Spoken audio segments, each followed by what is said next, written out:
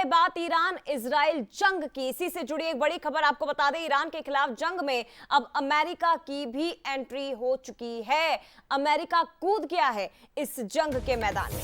3 प्रमुख परमाणु ठिकाने ईरान के जहां बमबारी की है अमेरिका ने, फोर्डो, नतांज, एस्फहान, ये 3 ठिकाने हैं परमाणु ठिकाने जिन्हें निशाना अमेरिका ने बनाया। हमले में B-2 बॉम्बर का इस्तेमाल हुआ है और इसकी जानकारी खुद अमेरिकी राष्ट्रपति डोनाल्ड ट्रंप ने दी है। आपको बता दें कि 2 सप्ताह पहले इस बात का ऐलान अमेरिका की ओर से किया गया था। तैयारियां लगातार की जा रही थी, लेकिन अचानक से अमेरिका की एंट्री इस जंग के मैदान में हुई है। इसकी आशंका बहुत पहले से ही जाहिर की जा रही थी। आपको ये भी जानकारी दे दें कि यह हमला भारतीय समय के मुताबिक सुबह 4:30 बजे हुआ है। अमेरिकी राष्ट्रपति डोनाल्ड ट्रंप जो ये बयान देते हैं और चेतावनी एक बार फिर से ईरान को देते हुए नजर आए कि शांति कायम कर ले, सरेंडर कर ले, नहीं तो और बड़ा हमला किया जाएगा। आपको याद दिला दें कि 2 से 3 दिन पहले भी जब अमेरिका की ओर से ये चेतावनी ईरान को दी गई थी कि सरेंडर करे ईरानी सेना और ईरान, वरना इसका नतीजा भुगतने के लिए तैयार है, लेकिन ईरान ने सरेंडर नहीं किया। अभी तक ये संघर्ष था। बाद में ईरान ने जंग का ऐलान किया और उसके बाद अब अमेरिका की भी एंट्री हो चुकी है। ट्रंप ने ईरान पर हमले के 3 घंटे बाद देश को संबोधित करके इस बात की जानकारी दी कि उन्होंने ईरान के 3 परमाणु ठिकानों को तबाह कर दिया है। लेकिन ये जंग किस तरफ जाती हुई दिखाई दे रही है? 10 दिन बीत चुके हैं, कई निर्दोषों की जान जा रही है। मिडिल ईस्ट के ये 2 देश जो एक दूसरे के आमने सामने हैं और दूसरी तरफ इसका प्रभाव ग्लोबली पड़ता दिखाई भी देगा। लेकिन इन सब के बीच भारत एकदम न्यूट्रल होकर खड़ा हुआ है। बड़ी खबर यह है कि अमेरिकी राष्ट्रपति डोनाल्ड ट्रंप जो खुद ये कहते हैं कि फोर्डो पर बमों की पूरी खेप हमने गिरा दी है, ईरान को धमकी देते हुए कहा कि अब उसे शांति कायम करनी चाहिए और यदि वो ऐसा नहीं करेगा तो उस पर और ज्यादा बड़े हमले किए जाएंगे। न्यूज़ हेड शरद द्विवेदी जी हमारे साथ जुड़ गए हैं। शरद जी, पहले 2 देशों के बीच संघर्ष, उसके बाद जंग में तब्दील हुआ और अब अमेरिका की भी एंट्री, लेकिन एक बार फिर से अमेरिका की ओर से ईरान को सरेंडर करने की चेतावनी दी गई है। कहां जाती दिखाई दे रही है ये जंग आपको? अभी कहना बहुत मुश्किल है जया कि ये जंग कहां जाएगी, कहां तक पहुंचेगी, क्योंकि अमेरिका शुरू से ही जंग में एक अप्रत्यक्ष देश के तौर पर शामिल था और ये बात बार बार समझ में सभी को आ रही थी कि इजराइल जो इतना प्रोवोकेटिव तरीके से आगे बढ़ रहा है, इतना आक्रामक तरीके से ईरान के विरुद्ध हमलावर हो रहा है, इसके पीछे अमेरिका है। ये बात किसी से छिपी नहीं थी और जाहिर तौर पर ये दावा अमेरिका का भी है और इनपुट्स ऐसे होंगे कि ईरान के पास जो एटॉमिक पावर की एक शक्ति है उसका इस्तेमाल कहीं ना कहीं किसी न किसी दुरुपयोग के तौर पर हो सकता है। लेकिन ये लड़ाई जिस तरह से एक पोलराइजेशन की तरफ, ध्रुवीकरण की तरफ बढ़ रही है कि एक तरफ ईरान के साथ चीन दिख रहा है और रूस की भूमिका पर भी हमें लगातार निगाह रखनी है, क्योंकि रूस भी जिस तरह से उसके वक्तव्य हैं वो भी इस युद्ध में कम से कम अमेरिका और इजराइल के पक्ष में तो खड़ा हुआ नहीं दिख रहा है। तो आगे जाकर क्या ये युद्ध एक ध्रुवीकरण में बदलेगा और एक तरफ जो मुस्लिम कंट्रीज हैं वो पूरा फुल एक्सटेंडेड सपोर्ट करेंगी और दूसरी तरफ चीन और रूस की तटस्थ भूमिका भी इस युद्ध को एक अलग मकाम पर खड़ा करेगी।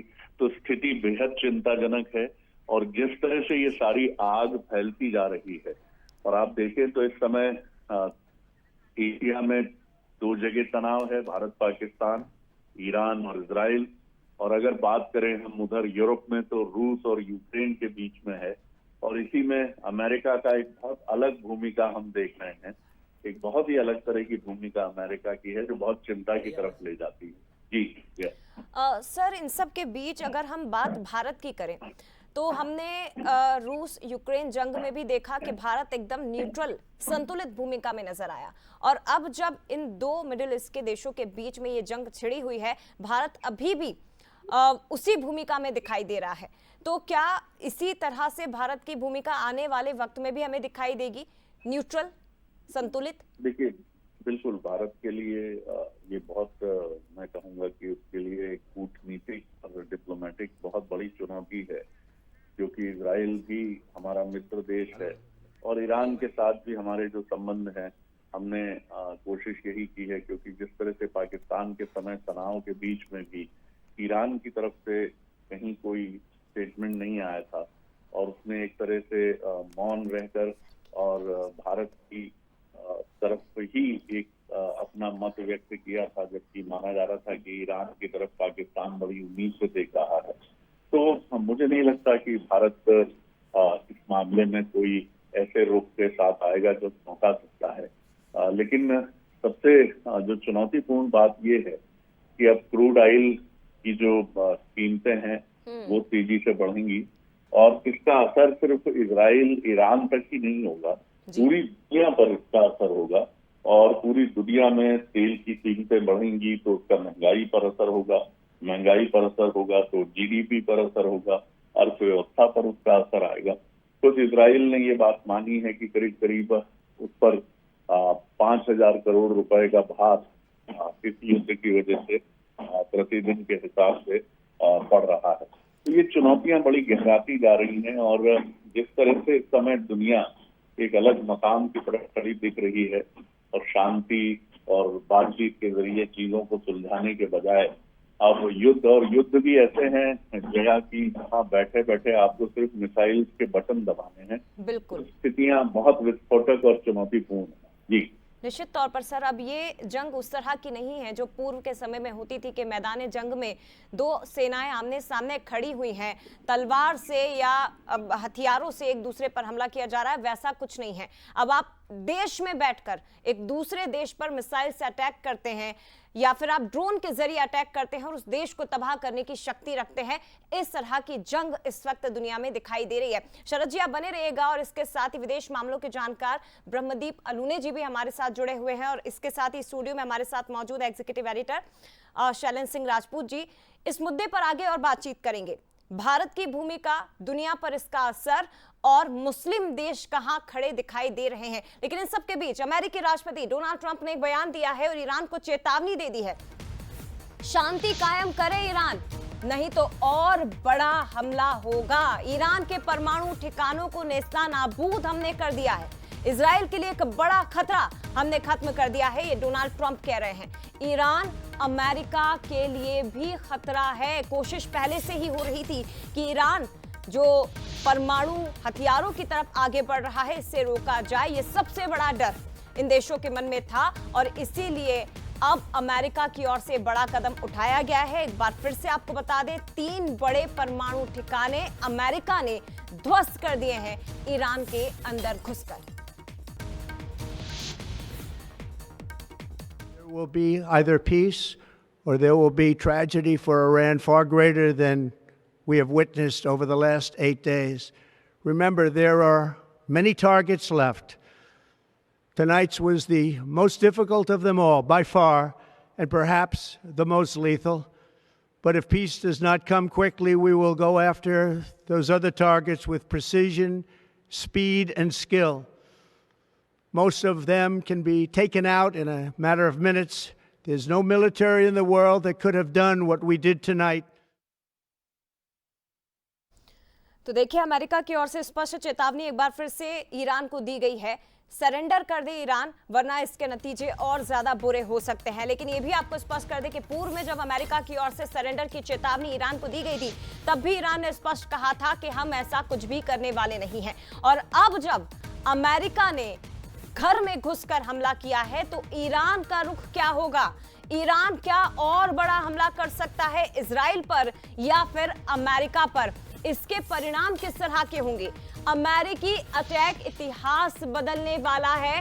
पहले शक्ति फिर शांति आती है, ये नेतन्याहू कह रहे हैं। और इन सब के बीच ये भी आपको बता दें कि इजराइल ने अपना एयर स्पेस बंद कर दिया, क्योंकि इजराइल को ये डर है कि कहीं ईरान उस पर अटैक ना कर दे, मिसाइलें ना दाग दे, हमला ना कर दे। इसलिए इजराइल की ओर से एयर स्पेस को ही बंद कर दिया गया है। Congratulations, President Trump. Your bold decision to target Iran's nuclear facilities with the awesome and righteous might of the United States will change history.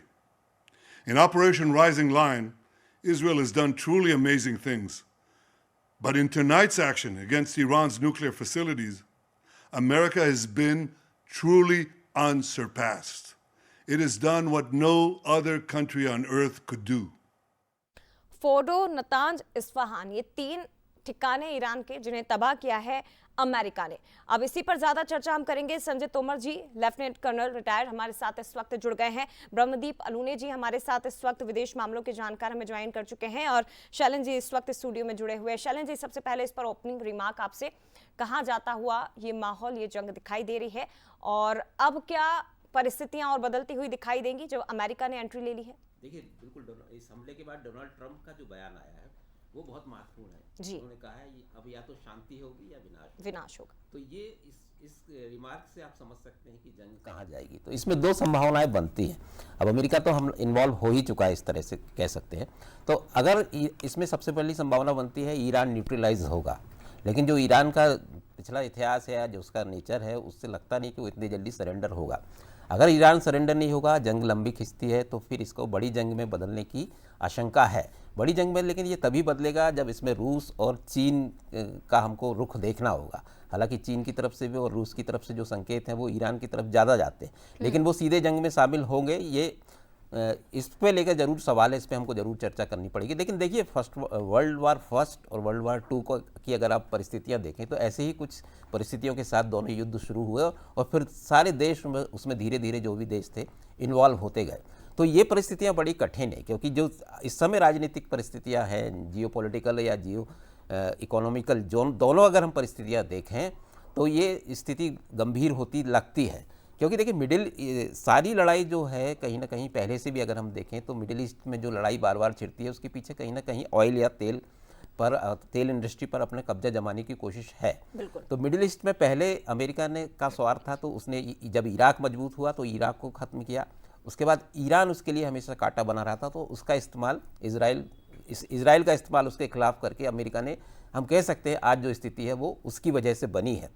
तो लेकिन देखिए, इजराइल जिस दिन 13 जून को हमला बोला गया था, उसी दिन तय हो गया था कि अमेरिका कहीं ना कहीं से इसमें इन्वॉल्व होगा अगर जंग 10 दिन से ज़्यादा खिंचती है, और आज 10वां दिन है, और आज 10वें दिन अमेरिका ने हमला बोला है ईरान पर, क्योंकि इजराइल के पास वो क्षमता नहीं है कि जो ईरान के जो परमाणु ठिकाने हैं जहाँ पर काम चल रहा है, सेंट्रीफ्यूज हो या यूरेनियम प्यूरिफिकेशन की बात हो, जो उसके ठिकाने हैं, उस इजराइल के पास वो क्षमता नहीं थी, क्योंकि बम्बरशक है वो अमेरिका की क्षमता है, जो 100 मीटर जाकर अगर सुरंग में विस्फोट करना हो तो वो कर सकता है।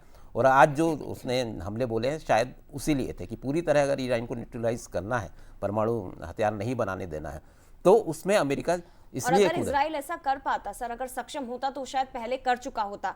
अमेरिका की जरूरत उसे नहीं पड़ती, लेकिन अभी तक पर्दे के पीछे से अमेरिका पूरी रणनीति तैयार कर रहा था, चेतावनी दे रहा था, लेकिन अब अमेरिका ने एंट्री इस जंग में ले ली है। और इन सब के बीच चर्चा हो रही है रूस की, चाइना की, कि उसका रुख क्या हो सकता है। ब्रह्मदीप जी से समझेंगे। ब्रह्मदीप जी, मध्य पूर्व की जो मौजूदा स्थिति इस वक्त हम देख रहे हैं, जितनी विस्फोटक है उतनी ही पेचीदा भी नजर आ रही है। अब एक तो इजराइल, ईरान और अमेरिका, और इन सबके बीच अब चर्चा शुरू हो चुकी है रूस को लेकर और चीन को लेकर। क्या रुख हो सकता है इन देशों का? जी देखिए, अब अमेरिका जिस प्रकार से इस युद्ध में खुले तौर पर शामिल हुआ है, अब ये युद्ध किसी भी ओर जा सकता है जी। क्योंकि सबसे पहले तो दुनिया को यह पता ही नहीं था कि ईरान की ताकत क्या है, क्योंकि ईरान का जो बैलिस्टिक मिसाइल कार्यक्रम है, सुपरसोनिक मिसाइल कार्यक्रम है, ये कितना डेवलप है इसके बारे में पता नहीं था। और अब जब इजराइल पर हमला हुआ है तो इस बात को दुनिया ने जाना है कि वो कितने खतरनाक हथियार उसके पास है। सवाल यह भी है कि ईरान पर दुनिया भरोसा क्यों नहीं करती है, और यही कारण है कि ईरान परमाणु हथियार नहीं बनाए, इसके लिए दुनिया बहुत सीरियस है। इवन अमेरिका ने, यूरोपियन संघ ने भी कहा कि ईरान के पास परमाणु हथियार नहीं होना चाहिए, क्योंकि यदि ईरान के पास परमाणु हथियार होते हैं तो दुनिया सांस्कृतिक टकराव की ओर चली जाएगी। लेकिन सवाल यह है कि अमेरिका खुले तौर पर शामिल हो गया है, तो अब चीन और रूस का रुख क्या हो सकता है? देखिए, इसको 2 तरीके से समझने की जरूरत है।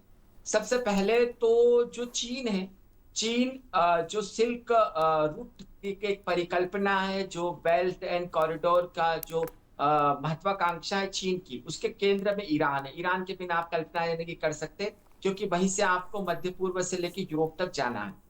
लेकिन दूसरी तरफ इसमें चीन का बहुत सारा अरबों रुपया खर्च हो चुका है। चीन जो इसमें लगातार पैसे लगा रहा है। लेकिन दूसरी सच्चाई यह भी है कि चीन दूसरों के युद्ध में शामिल नहीं होता, और कम से कम चीन ऐसा नहीं कर सकता कि अमेरिका के खिलाफ युद्ध में खड़ा हो जाए। यदि ऐसा होता है तो उसकी जो दुनिया में आर्थिक महाशक्ति बनने की महत्वाकांक्षा चूर चूर हो जाएगी। फिर सवाल आता है रूस क्या करेगा। देखिए, रूस और ईरान का पिछले कुछ महीनों पहले एक रणनीतिक समझौता हुआ था, लेकिन रणनीतिक समझौते में यह कहीं नहीं था कि यदि ईरान का युद्ध होगा तो रूस अपना युद्ध समझेगा, और रूस का युद्ध हुआ तो ईरान अपना युद्ध समझेगा। अगली बात यह भी है कि पुतिन रूस और अमेरिका की प्रतिद्वंदिता को दुनिया चाहे जितनी प्रचारित करे, लेकिन पुतिन और ट्रंप की प्रतिद्वंदिता नहीं है। तो यहाँ पर इजराइल को अब रणनीतिक बढ़त मिलती हुई दिखाई दे रही है। इजराइल चाहता था कि जो परमाणु ठिकाने उनको पूर्ण तरीके से नष्ट किया जाए। ऐसे बंकर बस्टर बम सिर्फ तो दुनिया में अमेरिका के पास थे। अमेरिका ने ईरान में घुस के उनको नष्ट कर दिया है, जो दावा किया है ट्रंप ने। यदि ऐसा होता है तो निश्चित तौर पर ईरान अब कमजोर हुआ है, और ट्रंप और नेतन्याहू चाहते हैं कि ईरान में विद्रोह हो। यदि ईरान में विद्रोह होता है तो वहां की सत्ता पलट भी सकती है, लेकिन फिलहाल ऐसा और लगता उत्तराधिकारी नहीं की कि भी रूस और घोषणा चीन कर दी गई है। ब्रह्मदीप जी, इस पर भी मैं आगे आपसे बात करूंगी, लेकिन इसी बीच एक बड़ी खबर। हमले के बाद ईरान ने यह बयान दिया कि हमारे नागरिकों को कोई खतरा नहीं है। अमेरिका का हमला हालांकि हम बर्दाश्त नहीं करेंगे, लेकिन हमारे नागरिकों को कोई खतरा नहीं है। अमेरिका को ईरान ने धमकी दे दी है। अभी तक ईरान को धमकी अमेरिका दे रहा था, लेकिन अब अमेरिका को ईरान ने धमकी दी कि हर नागरिक सैनिक हमारे टारगेट पर है।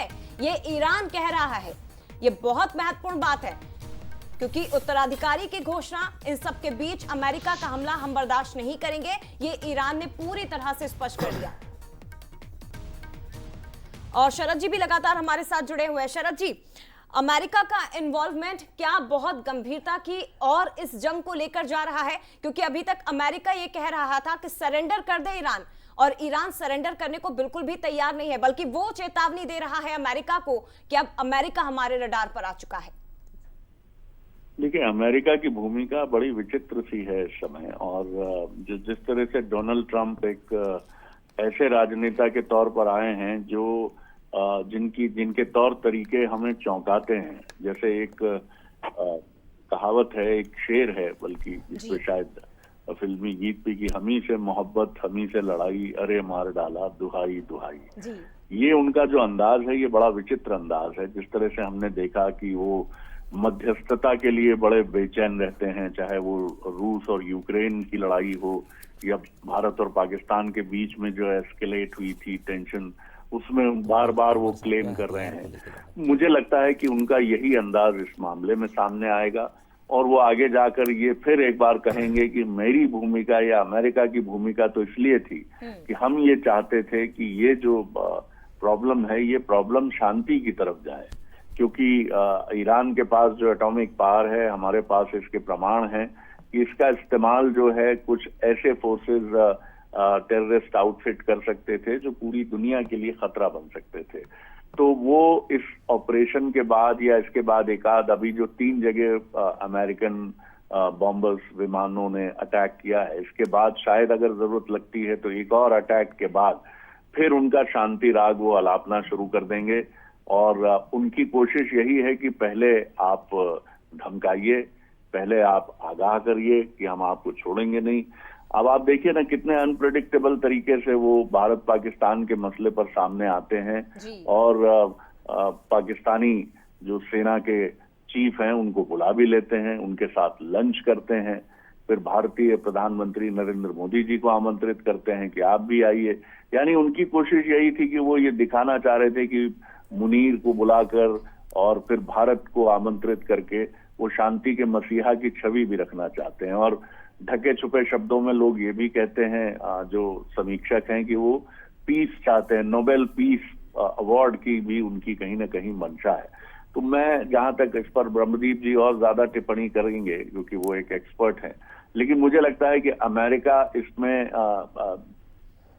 इजराइल की आड़ में करना भी चाहता है पीछे से वार, लेकिन आगे जाकर फिर एक शांति के मसीहा की भूमिका भी अख्तियार करेगा। तो बहुत बहुत अनप्रिडिक्टेबल और बहुत अलग तरह की भूमिका अमेरिका की, जितना मैं देख पाता हूं मुझे समझ आती है। जी जया। बिल्कुल सर, आपने सही कहा, अमेरिका की भूमिका अनप्रेडिक्टेबल, लेकिन इन सब के बीच अगर बात इजराइल और ईरान की हो रही है, क्योंकि ईरान की ताकत का अंदाजा अभी तक किसी को नहीं था और वो इस वक्त इस जंग में दिखाई दे रही है, लेकिन इन दोनों देशों में ताकतवर कौन है, सैन्य क्षमता, सैन्य शक्ति आखिर किसकी सबसे ज्यादा है, ये भी हम समझने की कोशिश करेंगे। तोमर जी हमारे साथ इस वक्त जुड़े हुए हैं। सर, जरा समझाने की कोशिश करिए इन दो देशों की ताकत, कौन सबसे मजबूत, कौन कमजोर, और अमेरिका की एंट्री के बाद किस देश को कितनी ताकत मिली है?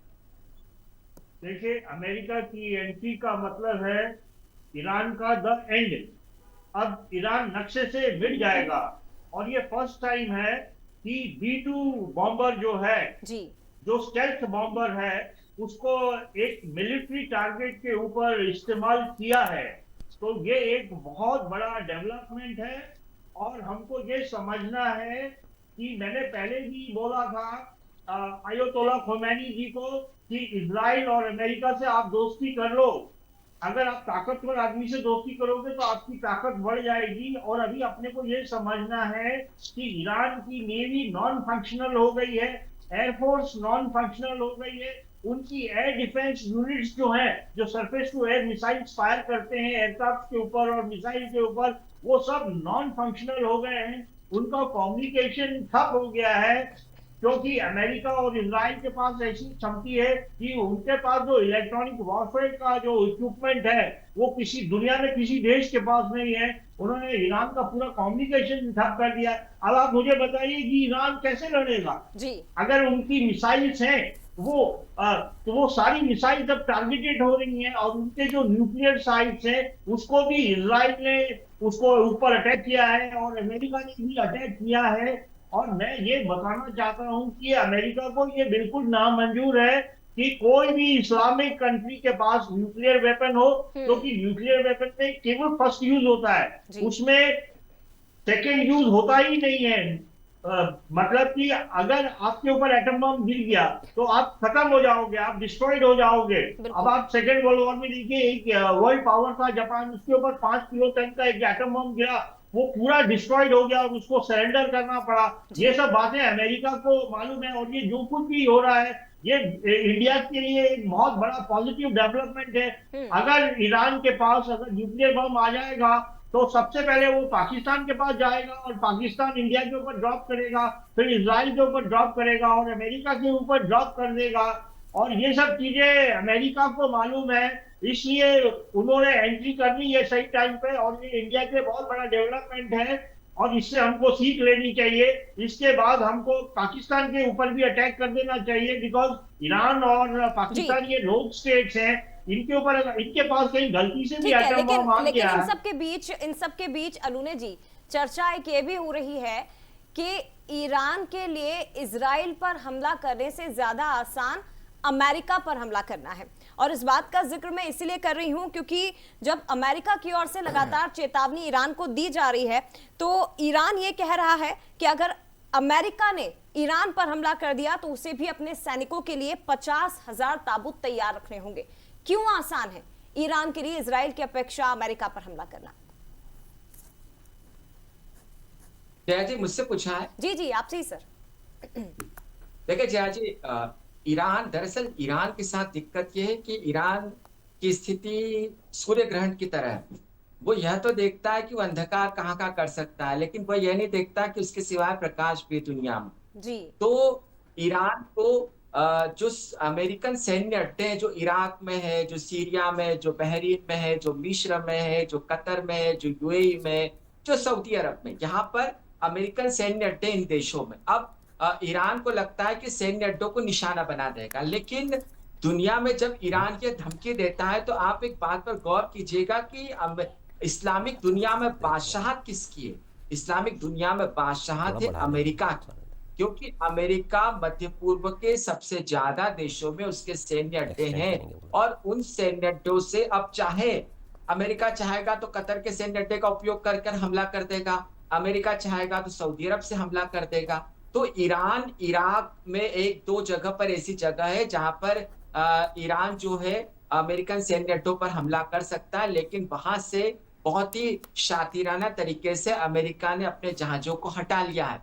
तो ईरान ये भूल कर रहा है, ये जल्दबाजी कर रहा है कि वो निशाना बना देगा अमेरिका को, लेकिन ईरान को इस बात को समझने की जरूरत है कि इस्लामिक देश इजराइल के खिलाफ तो उसकी मदद कर सकते हैं बहुत ही आंशिक तरीके से, लेकिन अमेरिका के खिलाफ कोई भी इस्लामिक देश जाने का साहस नहीं करेगा।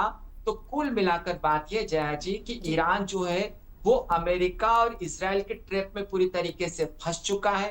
पहले यह देखा गया कि ईरान के पास कितनी ताकत है। ईरान ने बैलिस्टिक और सुपरसोनिक मिसाइल का जो उपयोग किया है, उससे पता चल गया कि ईरान की कितनी ताकत है। इन 10 दिनों में देख लिया इजराइल और अमेरिका ने, और अब नंबर ईरान का है निश्चित तौर पर आने वाले समय में। लेकिन बस चिंता इतनी इस बात की है कि देखिए परमाणु जो प्रतिष्ठान होते हैं जिनको निशाना बनाया जाता है, वो सिर्फ यूरेनियम नहीं होता है। यूरेनियम संवर्धन को पूरा करने वाला एक बहुत बड़ा मैकेनिज्म होता है। तो यदि वो टारगेट किया गया तो क्या वहां से जो है वो गैसें रिस सकती है? क्या जो यूरेनियम है उसका प्रभाव पर्यावरण पे जा सकता है, मध्य पूर्व से होकर दक्षिण एशिया तक आ सकता है? तो दुनिया के सामने ये चिंता है। लेकिन ईरान जो है वो अभी भी गलतफहमी में है, अभी भी कूटनीतिक कंगाली से जूझ रहा है, और इससे उबरने की ईरान को जरूरत है। जया जी बिल्कुल सर, क्या ऐड करेंगे आप इसमें? देखिए जया, इस सब चर्चा के बीच हमको ये जरूर देखना चाहिए कि अगर हम भारत के संदर्भ में इसको देखें तो ये चर्चा जरूर होनी चाहिए कि भारत पर क्या असर पड़ेगा, खासतौर से दक्षिण एशिया जो ये संघर्ष छिड़ा है। तो हमको देखना चाहिए ऑपरेशन सिंदूर के पहले की स्थितियाँ। जब ऑपरेशन सिंदूर में भारत और पाकिस्तान के बीच संघर्ष छिड़ा तो अमेरिका की भूमिका जो प्रिडिक्टेबल थी उससे बिल्कुल उलट थी। वो पाकिस्तान के पक्ष में ज़्यादा नज़र आया, और एक अजीब भारत के प्रति उसका जो रुख था वो अजीब सा था, क्योंकि उसके पहले उम्मीद की जा रही थी, जब भारत ने हमला बोला कि भारत की जो अंतर्राष्ट्रीय स्थिति पर साख है उसमें ऐसा लगा था कि बहुत से देश भारत के साथ आएंगे, पर वैसा हुआ नहीं अंदर से भी, और ऐसे सार्वजनिक बयान भी नहीं आए। तो अब इससे हम जोड़कर देख सकते हैं अमेरिका की भूमिका, क्योंकि अमेरिका को पता था कि ये मूवमेंट तभी बन गया था, ये प्लान तभी बन गया था जब ट्रंप ने सत्ता संभाली थी कि ईरान पर हमला होगा। तो पाकिस्तान इसमें बड़ा महत्वपूर्ण रोल प्ले कर सकता है, और जिस तरह की परिस्थितियाँ आप जो जुगलबंदी आपने आसिम मुनीर और ट्रंप के बीच देखी उससे भी अंदाज़ा लगाया जा सकता है। पाकिस्तान का इस्तेमाल इसमें ऐसे हो सकता है कि पाकिस्तान 900 किलोमीटर की बॉर्डर जो है वो शेयर करता है ईरान के साथ, और अगर मुस्लिम कंट्रीज़ जो कि यूएई हो और कतर हो, जो भी जहाँ पर अभी करीब 1.5 लाख अमेरिकी सैनिक है मिडिल ईस्ट में अमेरिका के, लेकिन अगर मुस्लिम कंट्रीज़ ईरान के खिलाफ अपनी ज़मीन का इस्तेमाल करने से मुकरते हैं तो पाकिस्तान उसमें बहुत महत्वपूर्ण भूमिका निभा सकता है। और ये उम्मीद की जा रही है कि पाकिस्तान के एयरबेस या जो मिलिट्री एस्टेब्लिशमेंट है उसका इस्तेमाल अमेरिका ईरान के खिलाफ करेगा। इसलिए आसिम मुनीर से बहुत प्यार जता रहे हैं ट्रंप, उनको लंच पे भी बुलाया और चर्चा भी हुई, और पाकिस्तान इस परिस्थिति का फ़ायदा उठाना चाहेगा भारत के खिलाफ। जिस तरह से आसिम मुनीर और ट्रंप के बीच बंद कमरे में बातचीत हुई है उससे ये अंदाज़ा लगाया जा सकता है कि डील कम से कम यही है। जैसे नूर खान एयरबेस पर जब भारत की ब्रह्मोस मिसाइल गिरी तब तुरंत सीज फायर उस समय हुआ, क्योंकि कहा जा रहा था कि नूर खान एयरबेस पर अमेरिकी एस्टेब्लिशमेंट पहले से था। तो ये अब हमको बातें समझ में आती है कि अमेरिका का रुख आखिर भारत के प्रति वैसा क्यों नहीं था जैसी कि उम्मीद थी ऑपरेशन सिंदूर में। तो अब ये परिस्थितियों को समझिए, और इसमें भारत को बहुत ट्रिकी कंडीशन में है भारत, क्योंकि वो ना ईरान का पक्ष ले सकता है, और इजराइल के साथ माना जाता है कि भारत इजराइल के साथ रहा है हमेशा, क्योंकि रणनीतिक जो परिस्थितियां खासतौर से आतंकवाद के खिलाफ जो भारत की लड़ाई है उसमें इजराइल भी हमारी जैसी कंडीशन में रहा है, क्योंकि वहाँ हिजबुल्ला हो, चाहे हूती हो, चाहे दूसरे आतंकवादी संगठन हमास हो, वैसी ही परिस्थिति में इजराइल फंसा रहा और वैसी ही भारत। तो भारत और इजराइल के बीच जो है लगभग एक आघोषित सा एक समझौता है कि वो साथ में रहेंगे, और ईरान के खिलाफ भी भारत नहीं जा सकता, क्योंकि उसके संबंध एक पूरा इतिहास है ईरान के साथ हमारे संबंधों का। तो भारत इसमें कहीं ना कहीं जो चुप्पी है भारत की, और जो भारत सरकार पर दबाव बन रहा है अंदर से लगातार कि भारत कुछ क्यों नहीं बोल रहा है, तो ये चुप्पी की वजह आप समझ सकते हैं। लेकिन इसमें बहुत सावधानी रखनी होगी, हमारी कूटनीतिक जो विदेशी नीति है उसकी भी परीक्षा है, क्योंकि पाकिस्तान इसमें एज लेने की कोशिश करेगा।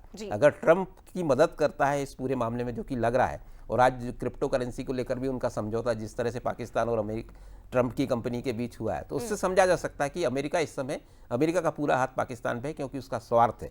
ऐसे में भारत को बहुत सावधान रहना होगा कि वो इस जंग में खासतौर से कैसे अपने आप को बचा कर रख सकता है। जी बिल्कुल, और वो भी देखने वाली बात होगी। इस पर चर्चा आगे भी जारी रहेगी।